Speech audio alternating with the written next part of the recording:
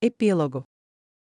Quando as notícias da tentativa de assassinato chegaram à cidade, elas eram contaminadas com meias-verdades, verdades úteis, mentiras convenientes e um pouco de suposições não intencionais, sem mencionar conclusões errôneas baseadas na falta fundamental de informação mantida até mesmo pelos próprios agentes. Os suicídios evidentes de Ginedine e Berenice foram encobertos, afirmando que eles morreram no ataque ao lado de Maximilian, enquanto Necra a dama foi culpado pela conspiração. Dizem que ele escolheu o caminho mais fácil em vez de enfrentar a justiça por seus crimes. Pregoeiros em cada esquina criticaram os conspiradores como hereges, e vários padres desapareceram, acusados de perturbar a segurança do público.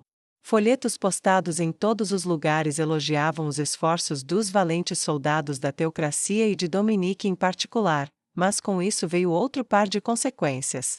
Conforme a contagem de corpos aumentava e mais pessoas perdiam familiares nas linhas de frente, um bode expiatório surgiu, a população élfica se tornou o alvo da culpa do governo estabelecido, e os pregoeiros regularmente promoviam a população escrava como uma ameaça perigosa, enquanto os humanos diminuíam em número dentro das cidades, pois tinham que se mudar para as fileiras do exército.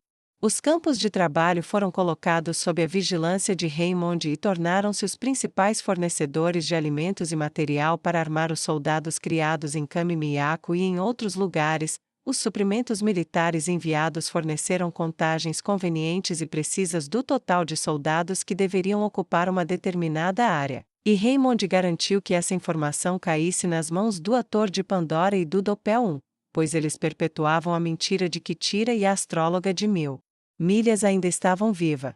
A conexão deles com Enlight serviu de base para uma pequena rede de informações entre os escravos da cidade, enquanto a astróloga de 1000 milhas relatava regularmente interferências em suas habilidades de adivinhação e frequentemente enviava unidades militares em dispendiosas perseguições atrás de outras unidades que não existiam, mantendo a teocracia Slane correndo atrás do próprio rabo.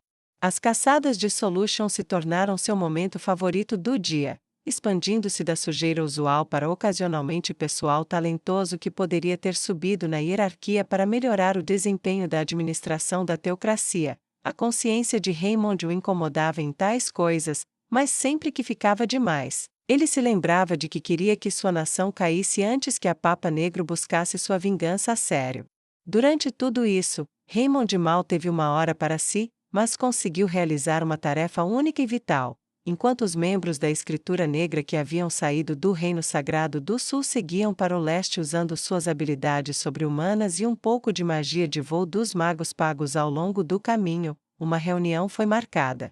A reunião foi breve. Raymond deu a cada um deles uma carta com instruções estritas para não abri-la até uma hora antes de enfrentarem Zeshi. Confusos, mas obedientes, eles deixaram a cidade naquele dia e viajaram para o leste. Em torno da teocracia Slane, no entanto, problemas começaram a surgir. A teocracia Slane sempre foi fortemente dependente do comércio, não apenas externamente com seus vizinhos humanos, mas internamente entre cidades, e as operações militares estavam sendo sustentadas pelo sangramento de recursos locais. A distribuição centralizada resolveu o problema temporariamente, enviando todos os bens para a capital e então alocando-os adequadamente. No entanto, isso frequentemente criava escassez. As pessoas começaram a ficar com fome, e o crescente número de mortos viu um lento aumento no sentimento anti-guerra começar.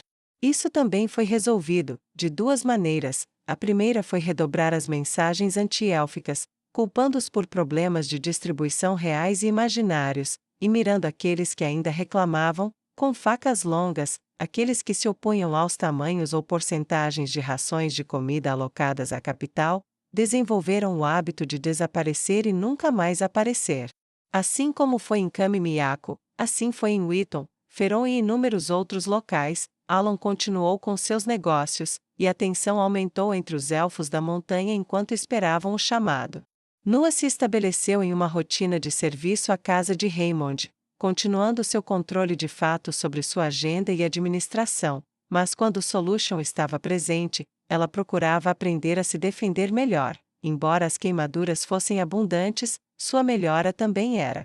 Yvonne se recuperou rapidamente e voltou a governar, e na primeira sessão conjunta entre os 3 cardeais restantes, Yvonne perguntou a Dominique: Como você sobreviveu?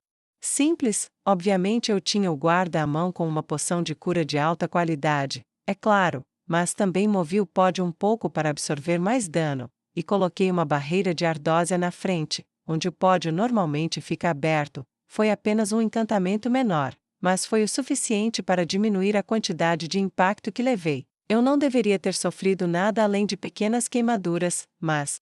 Dominique estalou a língua em aborrecimento. O feitiço usado foi mais poderoso do que eu esperava. Mesmo assim, levar uma explosão dessas é perigoso. Raymond disse com falsa preocupação. Vale a pena ver seus planos darem em nada. Certa vez, li uma escritura: riscos calculados fazem parte do trabalho.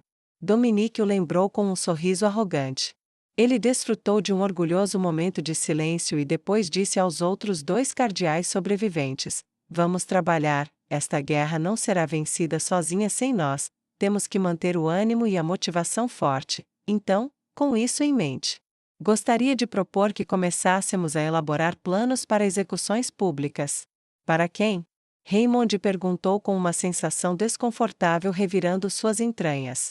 Fraudes de ração, e qualquer um que se desvie de pagar imposto, e claro, se houver ladrões, podemos simplesmente culpar alguns deles pela escassez de alimentos e cortar as rações por alguns dias para enviar mais para as unidades de combate. E francamente não faria mal nenhum jogar um escravo lá em cima aleatoriamente e culpá-lo por um assassinato ou uma agressão a um humano ou roubar comida ou tentar levantar uma rebelião eles mesmos, esse tipo de coisa. Dominique explicou com uma voz friamente racional. Raymond estremeceu ao imaginar como sua cidade estava prestes a ficar. Nós realmente queremos esse tipo de bagunça pela cidade, ou pelo país em geral? Ele perguntou o mais calmamente que pôde. Vai servir como um lembrete de ordem. Dominique respondeu: não importa, eu sei que é desagradável, mas sobrarão muitos escravos quando chegar a hora de limpar seu sangue nas ruas.